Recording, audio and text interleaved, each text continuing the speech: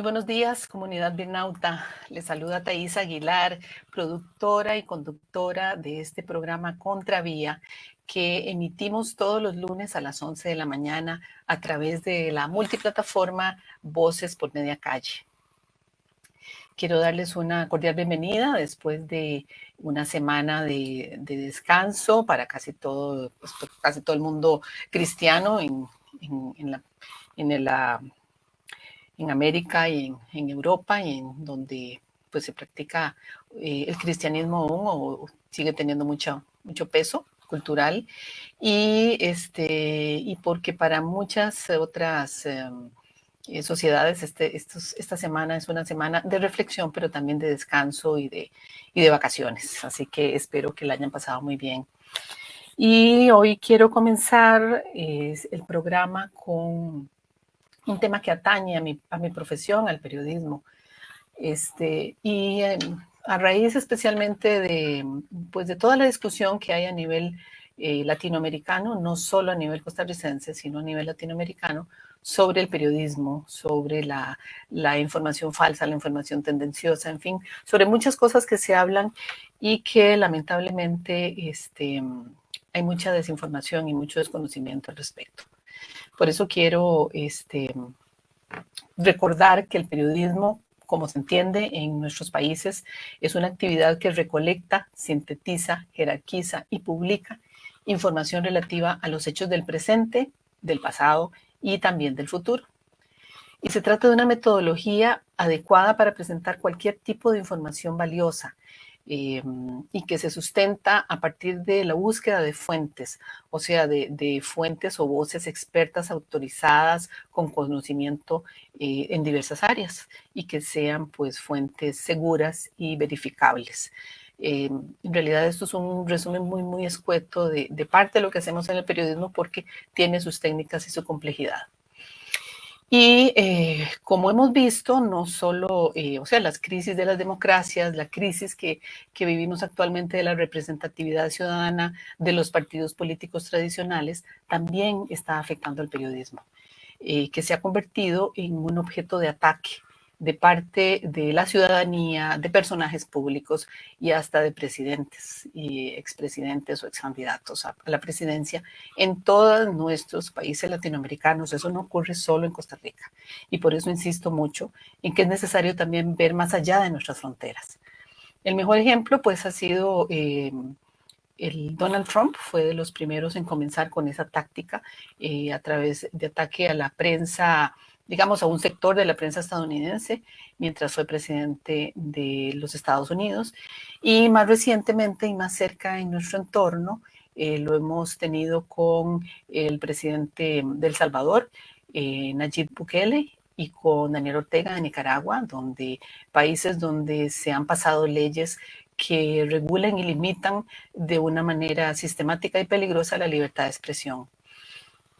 Y en el proceso electoral que acabamos de pasar en el país, también tuvimos diversos ataques a la prensa por parte de ciertas candidaturas, de seguidores de algunos de los aspirantes, y hemos observado calificativos que se están poniendo de moda, lamentablemente, donde a muchos colegas de la prensa, de lo que conocemos como el mass media, le denominan prensa canalla, lo que ha llevado a algunos directores de medios de comunicación a tener que aclarar en sus redes sociales sobre el profesionalismo y la técnica, digamos, profesional y ética con la que estos colegas desarrollan el ejercicio y el contenido de sus medios, que se comparte a través de sus medios de comunicación. Entonces, hay esa duda acerca del profesionalismo y del enfoque de los medios está en la picota en este momento, no solo en Costa Rica, sino, como insisto, en muchos de nuestros países latinoamericanos. Entonces, para hablar de este tema, he invitado a dos colegas de amplia experiencia en el periodismo. Se trata de Yanansi Noguera, quien fue directora del semanario El Financiero y del periódico La Nación, y es la fundadora de un programa de periodismo colaborativo que se llama Punto y Aparte. y que promueve el ejercicio de un periodismo independiente, responsable y con credibilidad. También nos acompañará Roberto Herscher, que es escritor, periodista y profesor argentino.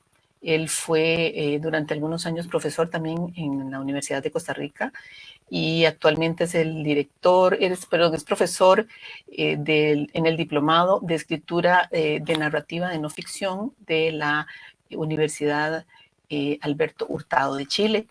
Y también invitamos a María Laura Molina, que es una joven periodista ganadora de un concurso que realiza el programa Punto y Aparte cada año para invitar a periodistas jóvenes a publicar. Entonces vamos a traerlos con nosotras. Bienvenida, bienvenido, bienvenida, María Laura. Muchas gracias por estar esta mañana con la audiencia Birnauta de Voces por Media Calle para hablar de periodismo. Y también pues les invito a las personas que nos acompañan hoy que también pueden publicar sus preguntas o algunos comentarios en el chat que tenemos en la plataforma de Facebook. Entonces vamos a comenzar con Roberto, porque Roberto solo nos va a acompañar unos 30 minutos. Él tiene que salir a impartir sus clases en Santiago de Chile. Roberto, creo que es importante que aclaremos algunos conceptos antes de comenzar a abordar el tema para el cual los invité, porque yo percibo una confusión a veces entre, de parte de las audiencias de redes sociales en general, en nuestros países, donde percibo como que hay una confusión entre los mensajes que se publican en las redes sociales y los que emanan de los medios de comunicación.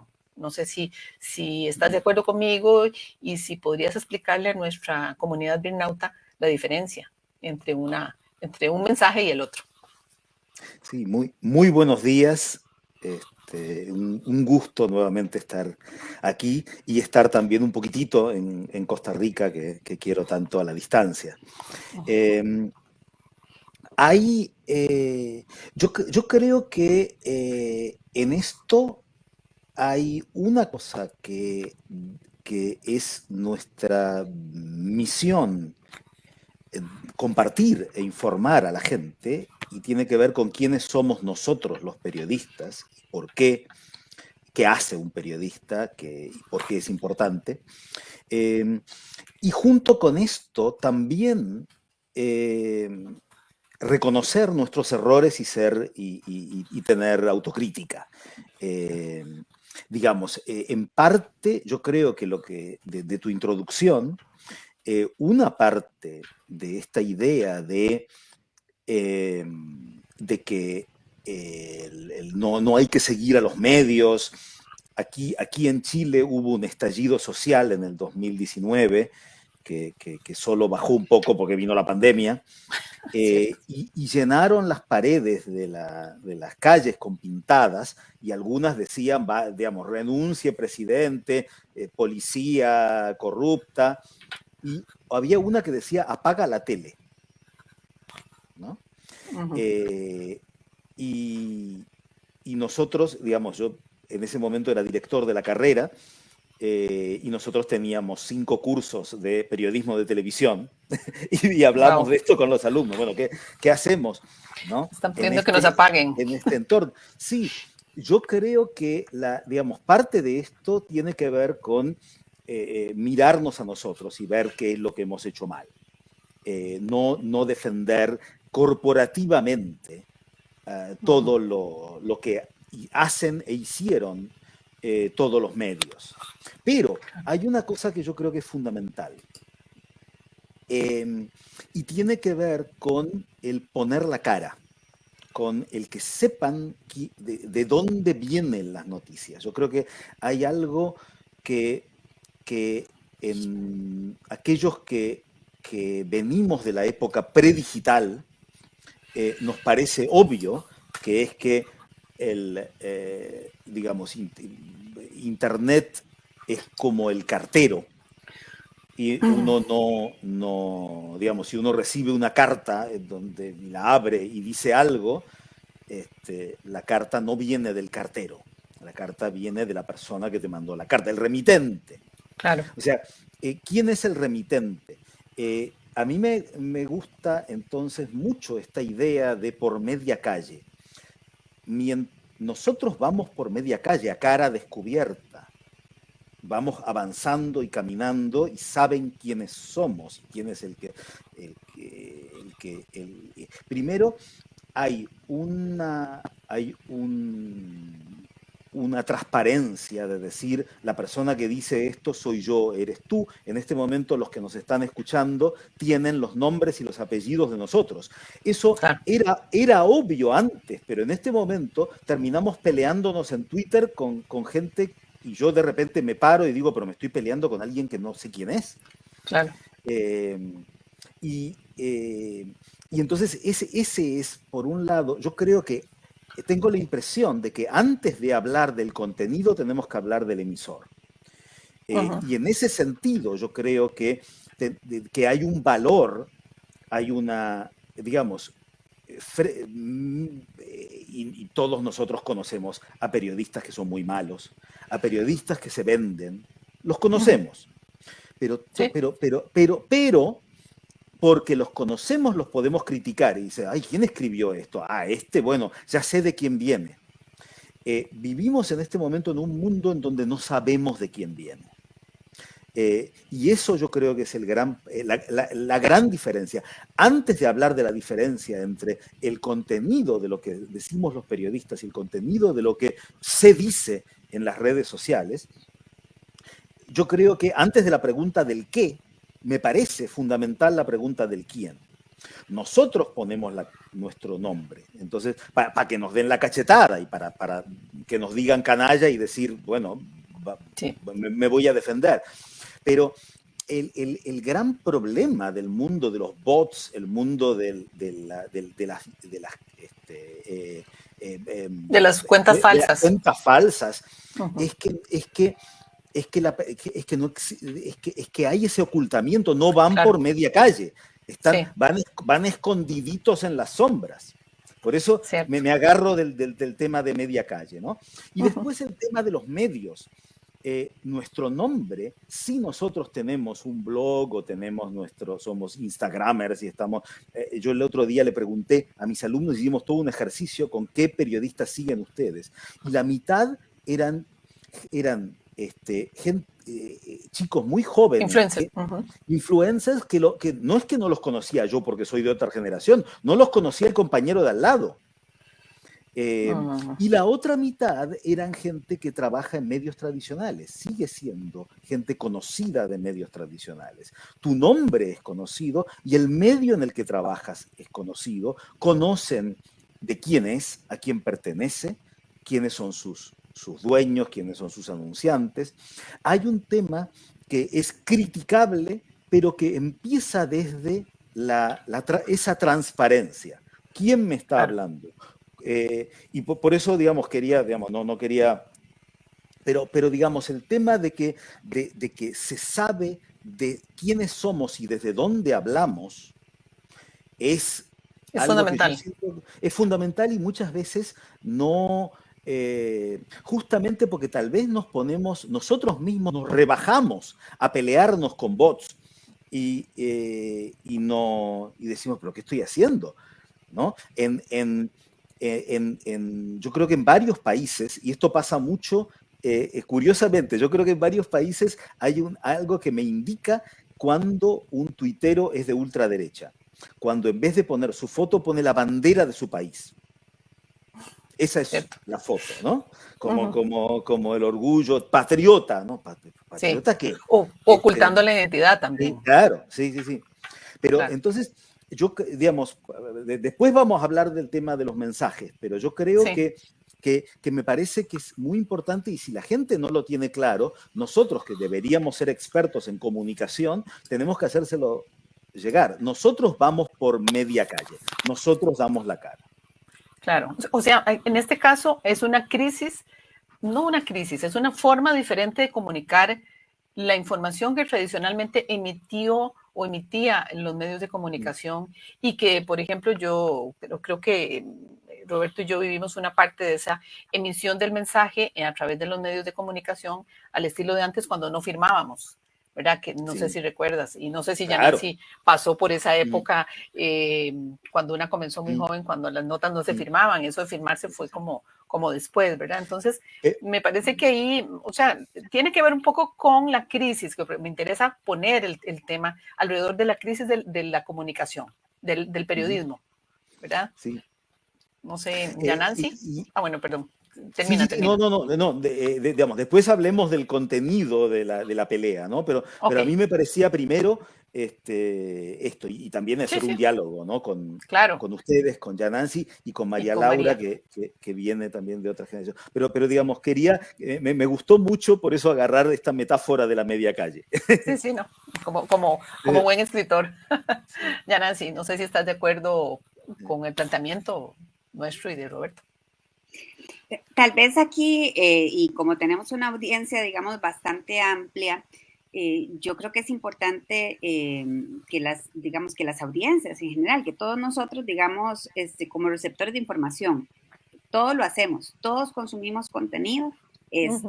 de una u otra forma, que tengamos claro que hay, digamos, muchos tipos de contenido, como decía Roberto, y que una parte de esos contenidos son contenidos periodísticos, ¿verdad? Entonces, digo, a mí un familiar me puede contar alguna cosa de algo que está en el barrio y en el fondo me está contando una noticia, ¿verdad?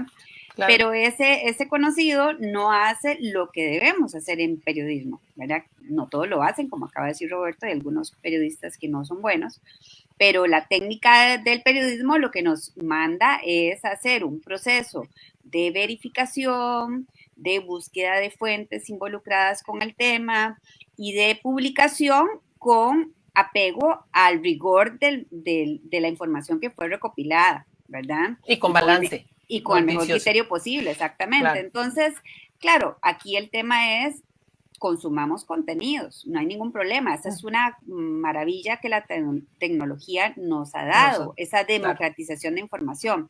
Pero tengamos claro que el periodismo se dedica a producir contenidos, que ese es su trabajo, que ese es nuestro trabajo como periodistas y que por tanto, digamos, nos pueden juzgar duro, ¿verdad? Pero también tienen que, obviamente, entender que entre nuestro contenido y el que producen otras audiencias y otros productores de contenido, digamos, existe una diferencia fundamental, ¿verdad? Y ese es un valor, además, esencial para una sociedad, para una democracia. Que haya contenido, información, es valioso para todos, pero que haya calidad de contenido periodístico es fundamental para el desarrollo de una buena sociedad y para la consolidación de los modelos democráticos en los cuales seguimos creyendo. Claro. María Laura, vos que representás a las generaciones más jóvenes, no sé o sea, con base en tu experiencia como ganadora, porque ya has escrito en medios de comunicación, has ejercido el periodismo como lo aprendimos, ya Nancy, Roberto y yo, ¿qué puedes aportarnos sobre esta discusión? Claro, me hace pensar ahora que describían un poco y retomaban este dato de que antes no se firmaban las notas también, no tenía idea de eso tampoco. Y bueno, me hace pensar mucho también en qué momento del periodismo aprendí yo y crecí, ¿verdad? Realmente, porque justo ahora como se describe, y creo que mi generación va mucho por ahí, recibimos información periodística, pero recibimos información también de personas, ¿verdad? Por sí solas que tal vez no ejercen el periodismo como tal, pero siento que mi generación le da mucho valor también a ese otro tipo de información, ¿verdad? Entonces Claro. considero que, bueno, que se presenta un reto, ¿verdad? Como personas que crecimos donde viene información periodística, pero también viene información, bueno, desde otros lugares, cómo llamamos la atención y cómo presentamos esa información periodística como más llamativa y más, bueno, más verificable y más trabajada, ¿verdad? Entonces, sí, considero que hay como mucha información y que hay un gran reto justo para llamar a esas audiencias que se sienten atraídas más por otras personas que no hacen justo ese trabajo periodístico y que pasa mucho por la credibilidad de los medios, ¿verdad? Que creo que he escuchado mucho, ¿verdad? Como personas de mi edad prefiero leer a fulanito que es tal vez una página de Twitter que no sabemos quién es, justo lo que ha hablado don Roberto de, bueno, quién pone la cara ahí, a leer, Claro. bueno, a tal medio que viene firmado el periodista, ¿verdad? Entonces, bueno, creo que nos hace pensar un poco de dónde recibimos la información y con qué nos sentimos más cómodas ahorita las personas jóvenes también justo que hablaban de los influencers también, y bueno, creo que un recurso que llama mucho la atención es cuando la persona se graba y cuenta la noticia, se siente muy cercano y una como persona que está consumiendo constantemente redes sociales, que esa es la plataforma y el medio cómo se hace, bueno, que estoy viendo mis historias y me sale alguien con su cara contándome la noticia, pues bueno, creo que también es un recurso que puede llegar ahí a salvar un poco esa necesidad, ¿verdad? De justo poner la cara, pero haciendo un trabajo periodístico también importante y respetable. Entonces creo que hay mucho por explorar también como en las nuevas herramientas, pero siempre intentando de que sea el periodismo y todo el trabajo de investigación que esto implica, que sea lo llamativo, ¿verdad? Y que la gente decida irse por ahí porque, bueno, un trabajo detrás no es simplemente que tal influencer escuchó tal cosa y se puso a grabar, sino, bueno, este periodista está presentándose, pero bueno, con un trabajo detrás. Entonces, sí, considero que las herramientas pueden ser ahí un doble filo, pero una gran oportunidad. O sea, es la forma. El fondo debe prevalecer, pero es la forma en cómo estamos comunicando.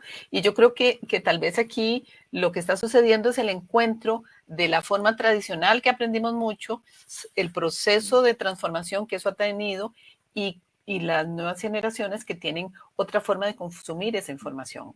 Y también la confusión que está creando una persona influencer que tal vez habla, que una se encuentra muchos youtubers y influencers en Instagram especialmente o en TikTok que hablan de cosas, de todo un poco, ¿verdad? Son personas que opinan en voz alta, cuando el rigor periodístico te exige otra cosa. Entonces yo creo que ahí viene la confusión, que para mí también es fundamental, encontrar dónde comienza el hilo conductor que hizo el nudo gordiano que tenemos, que nos está llevando a esta confusión comunicacional y cómo desatarlo. Sí. No sé si están de acuerdo conmigo, colegas. Nada más quisiera agregar ahí un poco, y ahora que mencionó la plataforma TikTok, por ejemplo, que gran cantidad de contenido, creo que parte mucho de dar esas herramientas, ¿verdad?, a la población para que digan, ok, esto es solo esta persona opinando, que aparece tal título como ¿qué pasa en Rusia? Y bueno, tal vez es solo una persona opinando o una recopilación de información súper básica, ok, tal vez es una persona periodística que se encargó de hacer toda su investigación y bueno, me está mostrando a mí esa información recopilada, ¿verdad? Creo que parte también de cómo empoderarnos para saber hacer esa diferenciación y poder reconocer, ok, aquí hay un trabajo de investigación, bueno, respetable, ¿verdad? Y con toda la imparcialidad que se pudo hacer, o bueno, es solo una persona dándome su opinión que tal vez sea totalmente válida, argumentada, pero bueno, ¿cómo lo diferencio y cómo, por dónde me voy, ¿verdad? Sí, claro. Sí. Hay una cosa que dijiste que es clave, ¿no? El tema de no separar dos géneros que son absolutamente legítimos, la información y la opinión, sino la opinión fundada, la opinión bien argumentada, la opinión que parte y en ese sentido, tanto la información como la opinión pueden no tener esa transparencia del origen, de dónde sacamos la información, por qué estamos diciendo esto, cuál es la fuente, a dónde está la prueba. Y en ese sentido yo creo que, digamos, por eso digamos, me parece interesante incluir algo que ya estamos hablando, que es el otro quién, ¿no? El primer quién somos nosotros, de dónde viene la información, quiénes somos. Digamos, ya si no da la cara y no dice quién es, ni tampoco quién le paga, ni ya sospecho. Pero después, lo que dice, ¿de dónde lo sacó? Y yo creo que en ese sentido digamos, tenemos que demostrar lo que hacemos haciéndolo bien. Hay digamos, tal vez dos cosas con las que, digamos, con las que a veces no se compara el trabajo del periodista, pero yo creo que es interesante hacerlo. Existen deportistas profesionales y existe gente que le gusta jugar en su tiempo libre. Existen músicos y cantantes profesionales y otros que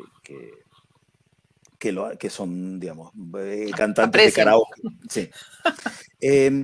Pero en realidad, digamos, normal, uno no le pide el carnet, pero uno se da cuenta cuando, ¿no? A veces hay como estos videos graciosos en donde Cristiano Ronaldo se disfraza y no lo reconocen y de repente agarra la pelota y es Cristiano Ronaldo.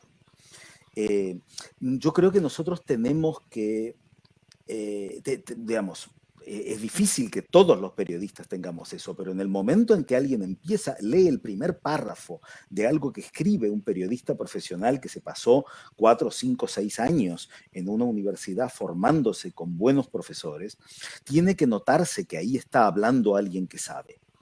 Claro. Que no solamente da la cara, sino que está claro lo que dice y está bien organizado, bien argumentado y uno tiene la percepción de que no está sirviendo a un amo, sino que el amo es uno, el público, y claro, que da a conocer sus fuentes, sus pruebas, y sabes de dónde viene lo que dice. Este es un mundo en donde, pero yo creo que tampoco se diferencia tanto de mundos anteriores. Yo siento que tiene que haber un hambre, tenemos que fomentar. Crear buenos periodistas es también crear buenos lectores y buenos videntes y buenos oyentes, buen público. Que quieran entender, que quieran saber, no que quieran que les confirmen que su prejuicio es lo único que vale. Pero digamos, yo en este momento estoy haciendo un trabajo que a mí me encanta. Una de las cosas que hago es una antología histórica de la crónica chilena. Todo el siglo XIX eran los diarios del poder. Y tenían, los medios no eran un negocio, y entonces se ponía plata para ganar influencia. Hay un momento en donde empieza a haber medios, porque es más barato hacerlo, porque la gente los compra, que expresan otras sensibilidades. Y está el diario comunista, está el diario de un sector religioso, está el diario de los negros, cultural, de los me imagino, de grupos inmigrantes.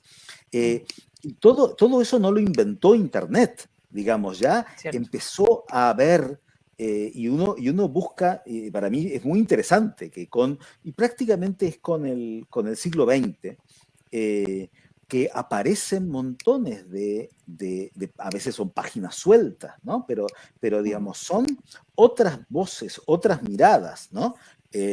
Yo en un momento era al mismo tiempo colaborador del diario La Nación y estaba en una revista que se llamaba Hombres de Maíz, y donde iban otros contenidos distintos. Y antes de que existiera todo este mundo de Internet, siempre hubo una idea de tener, de que se cuenten otras cosas. Pero el tema es buscar, yo creo que la honestidad, no sé si hay una palabra mejor, ¿no? Pero el mensaje honesto es el que se da tratando de informar desde lo que uno entiende que es justo decir, no porque uno está sirviendo a un amo o a una causa. Una empresa. Y también porque uno se tomó el trabajo de averiguarlo, ¿no? Como en este momento cualquiera puede tener su blog o puede poner en redes sociales lo que quiera, siento que que es mucho, mucho más importante que antes tener públicos discriminadores. Y que digan, esta persona me está, digamos, me está informando a mí, no me está vendiendo la moto. Claro. Y eso es lo que siento que es que tenemos que primero reforzar para qué sirve y por qué es una profesión honesta, esforzada y muchas veces que lleva, digamos, yo vengo de un país, Argentina, en donde hay más de 100 periodistas desaparecidos. Que fueron torturados, secuestrados y no se encontraron nunca sus cuerpos por decir la verdad. Entonces no es poca cosa. Por supuesto. Hay veces en dictaduras en donde uno se juega la salud, se juega la libertad, se juega la vida. Sí. Todavía. Y venimos de esa tradición. De esa historia. Tenemos que honrarla, haciendo nuestro trabajo lo mejor posible. Claro.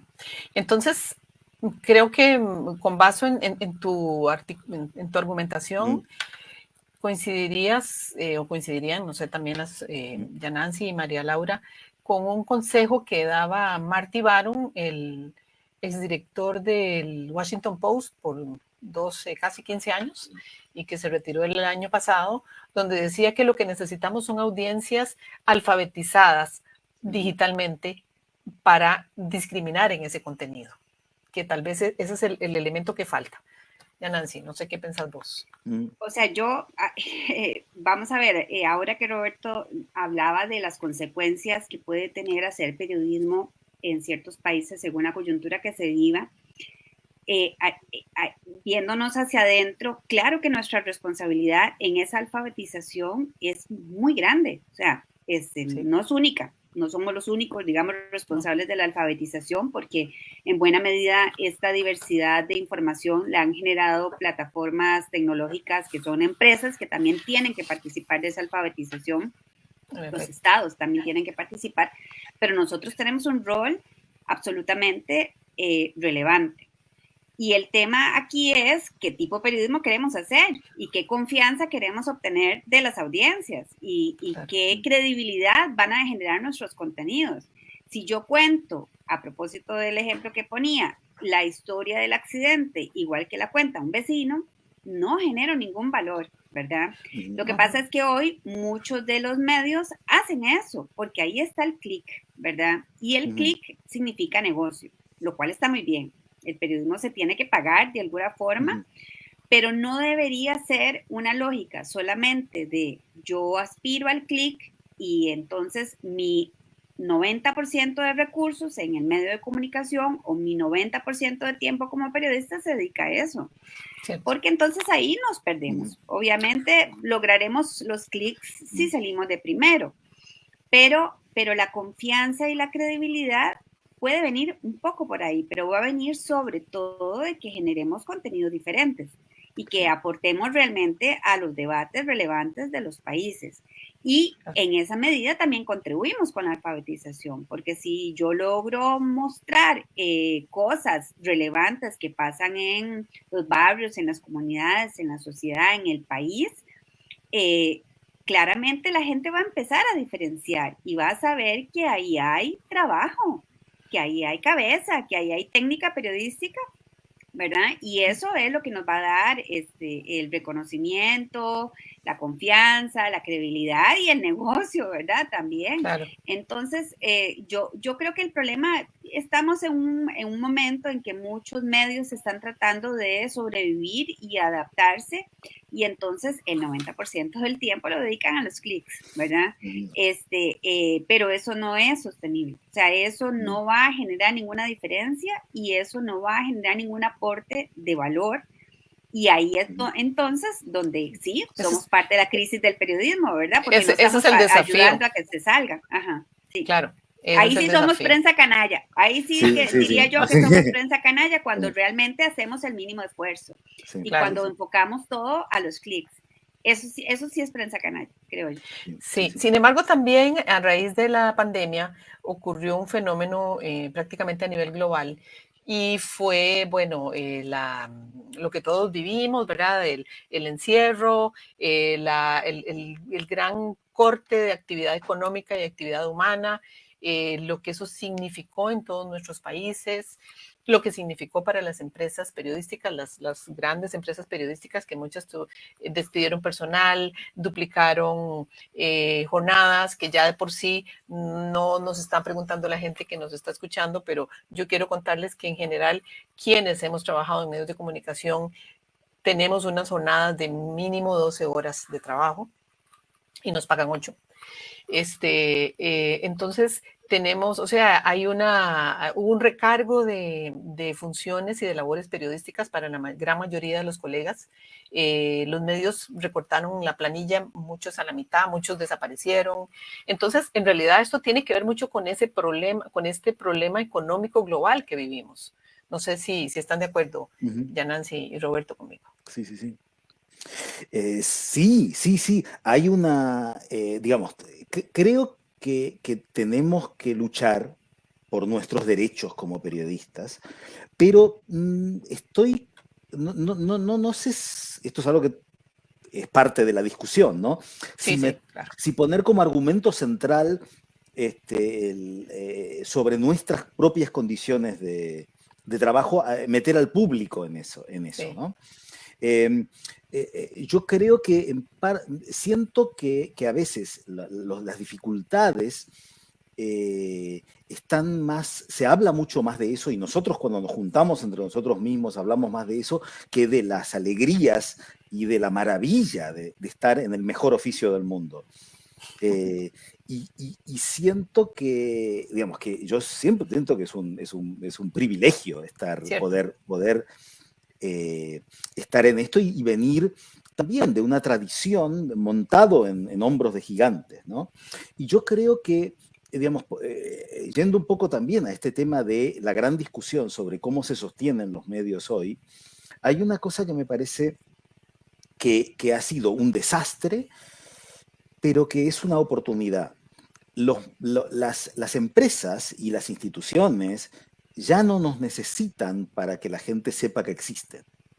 Ya la Coca-Cola saca una nueva botella azul o violeta y no tiene que pagar páginas en los diarios y minutos en la televisión para que la vean. Tiene su propio canal. Sí, digamos. Y ahora, ¿por qué sigue existiendo la publicidad ligada a los medios? Y yo creo que digamos, yo siento que se está viendo en este decantamiento hacia menos medios en otros países, ¿no? En el primer mundo, en países ricos. Tiene que ver con estar ligadas al prestigio. O sea, ¿qué les da más poner que vean su publicidad en vez de verla en la calle y de verla en las redes sociales? Y en vez de pagar, ¿por qué te van a pagar a ti en vez de pagarle a Facebook o a Google? Porque quieren estar unidos a algo que les sube su visión. Y eso tiene que ver con un medio, no con cualquier medio, tiene que ver con un medio bueno. Claro, un medio que influencia. O sea, sí, un medio, claro, con credibilidad. Claro, sí. Por eso es que, digamos, han quedado en Estados Unidos algunas, digamos, las revistas que son de alta calidad, tiene todas estas páginas de publicidad, decir, bueno, esta es la publicidad que está vinculada a esta revista que es tan buena. Claro. Pero si la revista es mala, ellos ya no la necesitan, porque tienen otras formas de llegar a su público. Directamente a su público, ¿no? Y yo creo que en eso hay digamos, todavía hay un tema de... Una beta. Sí, que una no, beta. Digamos, yo siento que en la nueva generación de la gente que se encarga de hacer conocer digamos, las novedades de las empresas, por ejemplo, llega un momento en donde junto con los nuevos periodistas hay nuevos publicitarios que saben que realmente les interesa, no es que vamos a distribuir nuestra información ahí. Es cierto que es un desastre que ahora le pagan al mensajero, ¿no? Ya no, yo hace unos años invitamos al director de la revista Gato Pardo, que tiene esta idea de hacer una revista muy buena, con buen contenido, muy bonita, muy creativa gráficamente, para que quieran verse ahí los anunciantes. Y él decía, con el tema de la relación con las plataformas, ya es una batalla perdida. Él decía, yo creía que lo peor que nos podía pasar era que nosotros nos matábamos y muchas veces arriesgábamos la salud y nuestro dinero para hacer grandes contenidos y se los regalábamos a Facebook y a Instagram y a Twitter, y eso era lo peor. No, eso no es lo peor. Ahora encima hay que pagarles. No es que no te paguen, para que te pongan arriba. O sea, vos les trabajás gratis y encima tenés que pagarles para que te pongan. Y las empresas no te pagan a vos, sino que también les pagan a ellos. Ellos están en paraísos fiscales, no pagan impuestos. Pero eso ya lo sabemos. Yo creo que hay todavía una relación directa con el público que nos tiene que ver como la voz que le dice la verdad. Pasa algo y uno no va a cualquiera, sino que va al medio en el que cree. Cierto. Todavía. Y lo mismo yo siento que pasa con los anunciantes, que quieren vincularse a algo que les da prestigio, porque para que los conozcan tienen otras vías. Sí. ¿No? Entonces, eso siento que es, obviamente, digamos, los medios perdieron muchísima plata, pero yo siento que la única forma de ir para adelante es hacerlo Hacer buen muy bien. periodismo. Sí. Claro. Ya, Nancy, quiero aprovechar esta introducción que nos hace Roberto para que contés de tu proyecto de Punto y Aparte, que está muy enfocado en eso, en esto de hacer un buen periodismo, de afinar todavía más la pluma de los nuevos y nuevas periodistas que surgen de las diferentes escuelas de comunicación que hay en el país. Sí, bueno, el programa básicamente pretende ser uno más que contribuya a que no se nos olvide a los periodistas que los principales responsables de hacer buen periodismo somos nosotros, ¿verdad? Claro. Digo que el medio es muy importante, pero que el contenido siempre un periodista necio, digamos, puede lograr cosas, ¿verdad? Entonces, que no se nos olvide que nosotros tenemos que hacer nuestra parte y que nuestra parte es muy, muy valiosa, ¿verdad? Porque a veces el problema es que los periodistas salen graduados, ¿verdad? A veces de periodismo, a veces de otras profesiones, ¿verdad? Y llegan a los medios y, digamos, caen en una trampa conjunta, digamos, de generar, digamos, contenido ligero en producción, ¿verdad? Donde yo hago un título muy llamativo, sensacionalista, y entonces tengo clics y entonces todos estamos felices porque logramos que la gente nos leyera. Pero el tema es eso lo que es responsable dentro del periodismo, ¿verdad? Entonces es una forma de recordarle a las personas jóvenes que estudian periodismo, pero también a los mentores que están en los medios de comunicación o que trabajaron en los medios de comunicación, de que es el buen contenido y la buena calidad la apuesta, digamos, que esa tiene que seguir siendo, que está bien que trabajemos una parte en generar, digamos, clics sin hacer esos títulos sensacionalistas o contenido que no es correcto, pero que una buena parte de la diferenciación la vamos a lograr en la medida en que hagamos contenido de calidad, ¿verdad? Entonces esa es como la apuesta, es un recordatorio común entre los jóvenes y los más experimentados de que hacer buen periodismo tiene sentido, o sea, es lo importante, ¿verdad? Y entonces digamos que el mecanismo de un estudiante haciendo un trabajo con sus mentorías, se publica un medio, digamos, es todo lo que ocurre para lograr, digamos, eso que en el fondo es el propósito, digamos, principal que tenemos. Entonces, pues en eso estamos, hemos estado, ya estamos llegando cerramos el año pasado con 96 estudiantes ya, con más de 100 publicaciones, porque algunos estudiantes repiten, ¿verdad? Entonces, publican más de un trabajo. Y bueno, y una buena parte de esos muchachos y muchachas ya trabajan en medios de comunicación. Y tenemos un equipo de 70 mentores, todos trabajamos ad honorem, ¿verdad? Sí, bueno, yo soy una de las mentoras, por ejemplo. Así, es una lógica de colaboración, o sea, es cierto que tenemos que encontrar un modelo de negocio que nos pague la calidad del periodismo que producimos y nos pague bien, ¿verdad?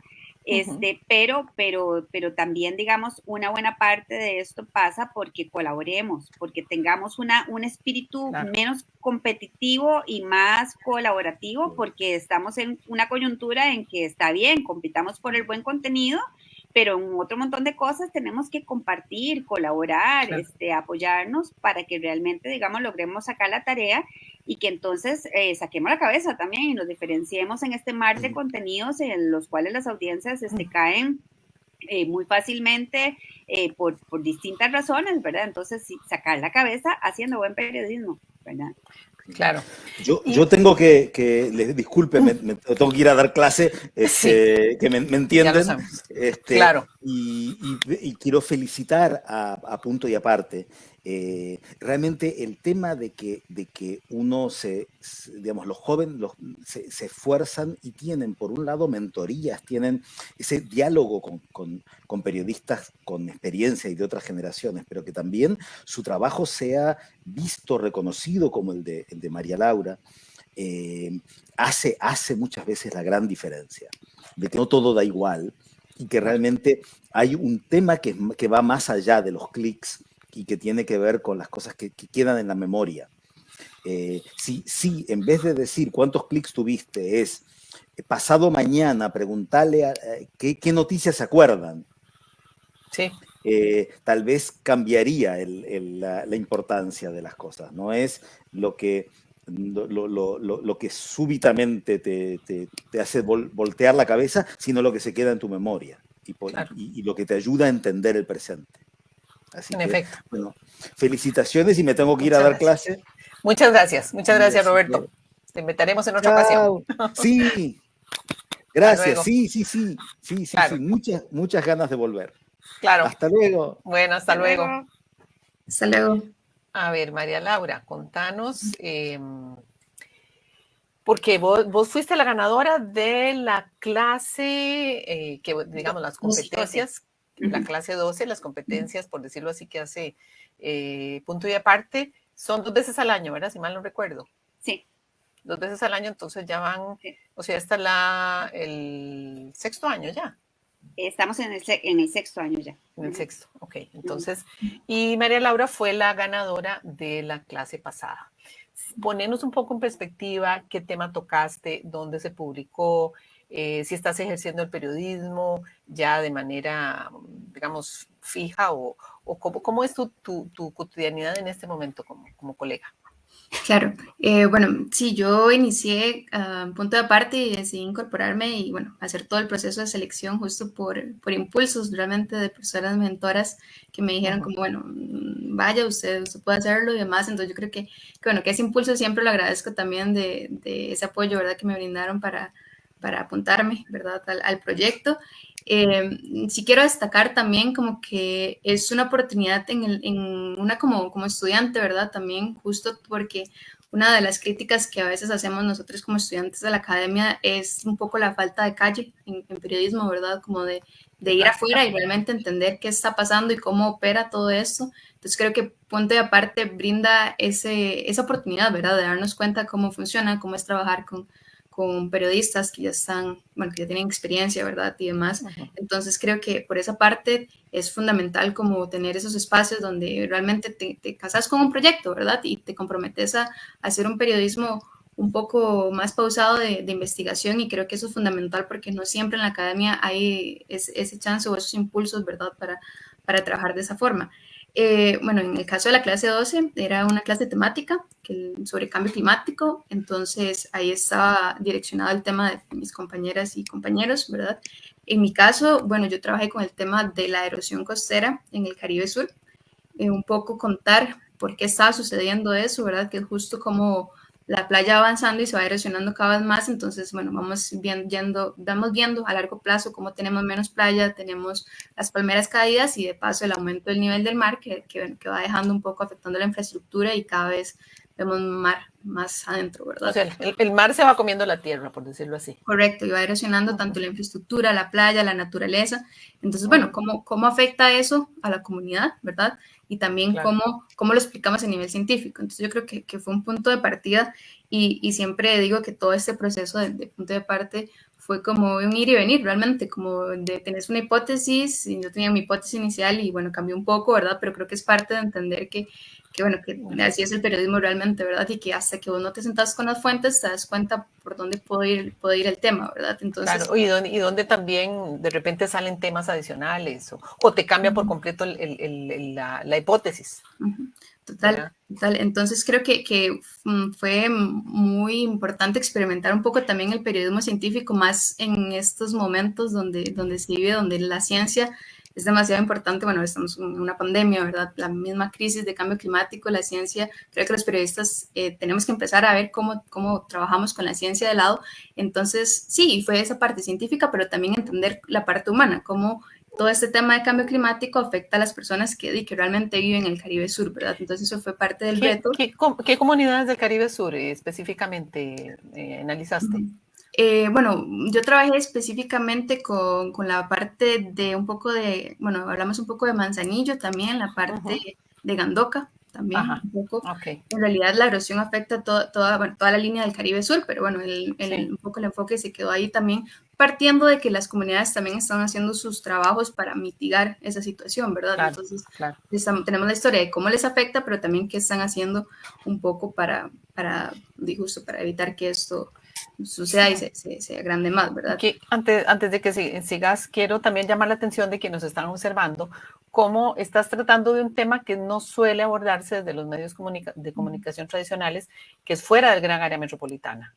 Y que y además cómo eso afecta a una comunidad que es en este momento de los sectores que más se sienten abandonados por el gobierno y por las instancias de dirección del país, ¿verdad? Entonces, me gustaría llamar la atención sobre eso, sobre el tema tuyo no es solo cambio climático, sino una comunidad específica que se ve afectada por él.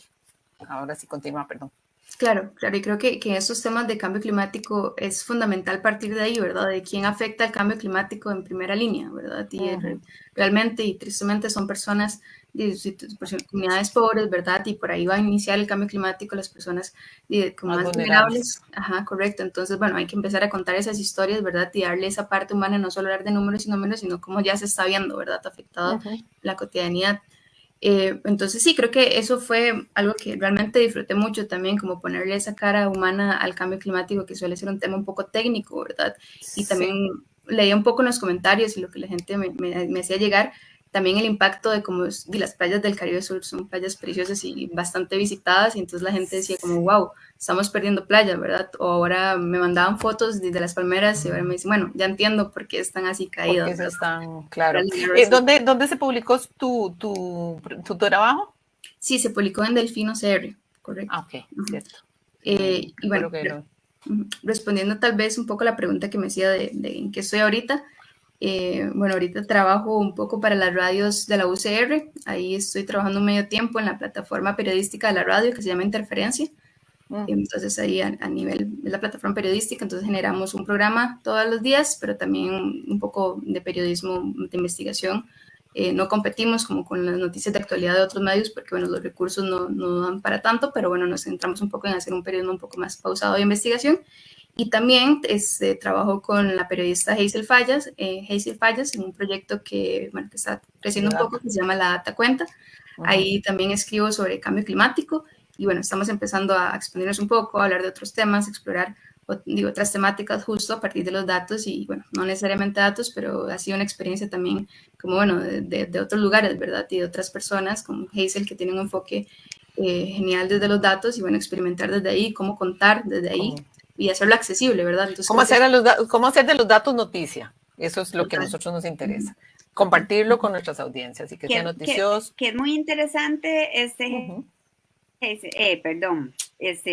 perdona, que esto que está haciendo Hazel, ahí me enredé, esto que está haciendo Hazel y esto que está haciendo María Laura, ¿verdad? Es periodismo muy bueno porque es periodismo de datos, ¿verdad? Relacionado con cambio climático y no son un medio, ¿verdad? O sea, que esas son también, digamos, las hermosas opciones que nos deja ahora el uso de la tecnología. O sea, no teníamos por qué trabajar en un medio y ellas pueden lograr más credibilidad dentro de un tiempo, porque obviamente esto no se logra del día a la mañana, ¿verdad? Lleva tiempo, pero como son consistentes, pueden lograr mucha credibilidad y mucha confianza más que un medio o convertirse en un medio, ¿verdad? Entonces, las oportunidades que la tecnología nos da son muy buenas, ¿verdad? El tema es dónde nos vemos como periodistas y en este caso a mí, particularmente María Laura, me parece que es una periodista joven muy excepcional porque además de que ama el periodismo, ¿verdad? Se ha ido preparando en otras áreas, ¿verdad? Y eso elevar, redituar a ella porque si hay calidad de fondo, ¿verdad? Si hay ganas, hay corazón en esto que hacemos, claro que las cosas salen, sí salen. Claro. El problema es cuando los hacemos muy, muy ligeras, ¿verdad? Porque entonces ahí sí no estamos diferenciándonos en nada, no estamos logrando realmente confianza de la gente. Claro, y es donde entonces reaccionan las audiencias. y reclaman cosas, ¿verdad? Y critican nuestro trabajo. A veces también hay mucha ofensa y uno lo nota mucho en programas especialmente de opinión de muchas colegas, hombres y mujeres que hay en el país, que uno ve los comentarios y a veces yo digo, la gente se pasa, porque realmente hay mucha inquina en esos comentarios, mucho odio. Sin embargo, me parece genial también pues ver cómo hay otras formas de hacer periodismo, como vos lo decías, y pensar en otras maneras de comunicar, que en el fondo es esa, ¿verdad? Lo que nos contaba María Laura, de quienes siguen ustedes como nuevos profesionales. No sé si has considerado en algún momento también ponerte tu propio canal y contar de cómo funciona esto, los datos aplicados y ese tipo de cosas y compartirlo de esa manera. Sí, yo creo que en ese tema de los datos que he ido incorporándome un poco de la mano con Hazel, es un reto realmente, ¿verdad? Cómo hacerlos digeribles, ¿verdad? Y bueno, una se pasa preguntando, ¿verdad? ¿Cómo ponemos esto? ¿Cómo lo planteamos? ¿Cómo lo posteamos en redes sociales? Creo que es un ejercicio bastante, que parte mucho de la creatividad, digamos, porque al menos mi dinámica con Hazel es como que ella se encarga un poco de esta parte de los datos, los gráficos, ¿verdad? Lo vemos y es ok, ¿qué historia contamos, ¿verdad? A partir de esto, ¿qué historia nos cuenta este dato? Y bueno, así es como se integra todo el artículo, ¿verdad? Pero bueno, también uno podría pensar cómo pasar de estos datos del grafiquito a un tema más de relato, ¿verdad? Como de fondo, ¿verdad? O también como justo hablado de poner la cara, ¿verdad? Y empezar a contar sobre datos. Creo que es una forma de explorar cuáles son esas salidas, pero creo que también parte mucho del respaldo cuando trabajas con datos, tenés un respaldo también bastante fuerte y una credibilidad que se puede trabajar mucho porque, bueno, ahí están, ¿verdad? Y de las fuentes oficiales, entonces creo que eso todavía le da un valor agregado al trabajo que se puede realizar y, bueno, creo que siempre el infinito reto es cómo lo marcas en una historia para que se comprenda realmente de dónde viene ese porcentaje, ¿verdad? Y demás. Cierto. Bueno, se nos acabó el tiempo, la hora pasó volando. Siempre cuando hay más invitados no me rinde, pero les agradezco mucho. Creo que como gran resumen, y no sé si estarán de acuerdo conmigo, es que también es un reto para quienes somos periodistas y comunicadoras y comunicadores, saber contar esos relatos de una manera diferente, con plataformas diferentes, y la necesidad así primordial de educar a las audiencias y también de determinar, porque estamos trabajando con audiencias muy diversas, prácticamente con cinco generaciones que consumen información de manera diferente. No sé, para mí ese es mi reto profesional y mi reto personal. No sé si estás de acuerdo conmigo, Yanancy. Así es. Bueno, pero nos da entonces todavía más oportunidades, ¿verdad? O sea, si logramos segmentar a las audiencias y atender sus necesidades más específicas, y tenemos más opciones, ¿verdad? Es que el tema es ver el vaso medio lleno, no medio vacío, ¿verdad? Y yo creo que las oportunidades están, sí las pensamos, sí hay inteligencia, sí hay vocación, sí hay adecuada orientación, que yo creo que aquí la esperanza, digamos, nos la dan personas como María Laura y como muchos otros que sí lo están haciendo. Hay muchos que no lo están haciendo y a esos que no lo están haciendo hay que de alguna forma decirles que están perdiendo la oportunidad de realmente hacer cosas. Claro.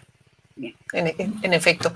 Bueno, creo que en otro momento vamos a hablar, que me gustaría, de los medios de comunicación regionales, que hay muchos en el país y que Punto y Aparte ha hecho una base de datos muy interesante, pero no nos dio tiempo hoy. Así que te invitaré, voy a dejar que pasen unos lunes más y volveremos a retomar ese tema, pero les agradezco muchísimo que me hayan acompañado hoy.